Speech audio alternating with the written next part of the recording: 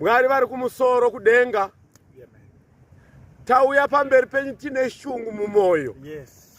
Nokuti pakati pedu tine hama dzisingadi kurejesta kuvhota.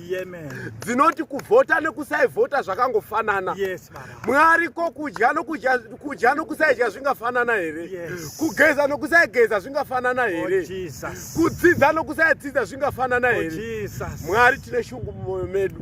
Dai mabvisa dhati dhimoni muvana veZimbabwe vasumuke vandorejesta kuvhota kuitira gore ra2023. Tanamata Baba, todana here Tinashe Mugabe agotora maDNA kuvanhu vasingadi kundorejesta kuvhota nokuti zvingangodaro vasingasi vana vemuno muZimbabwe. Mwari ndanamata Baba, tine vanhu vari active paWhatsApp, tine vanhu vari active pamasocial media asi vasingasi active pakundorejesta kuvhota. Baba, itaivo kuti vaite active pakundorejesta kuvhota. Mwari ndanamata, vanongota mbiri yokupopota asi vasina kurejesta kuvhota, vanoita sevakangwara asi vasina kurejesta kuvhota. Baba ndanamata Baba, tine shungu mumwoyo dzedu nemakati pakati pedu pane vamwe vanhu vane mufungo wakasara, pane vamwe vane mentality yekumashure yekufananidza kuvhota nekusaivhota.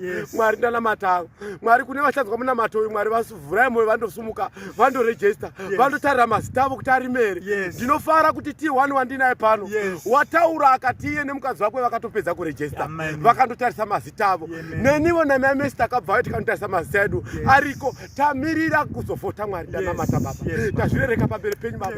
Tine shungu Baba, tine shungu nokuti vanhu vandorejesta kuvhota Baba, shungu dzokuti vanhu varejesta kuvhota Baba. Ndanamata Baba, Christ, oh Christ, my Father, my Jesus, my Father, Jesus, my Father, might, my Father, oh the might, yes, Baba, the might, yes, God, Baba, oh Lord.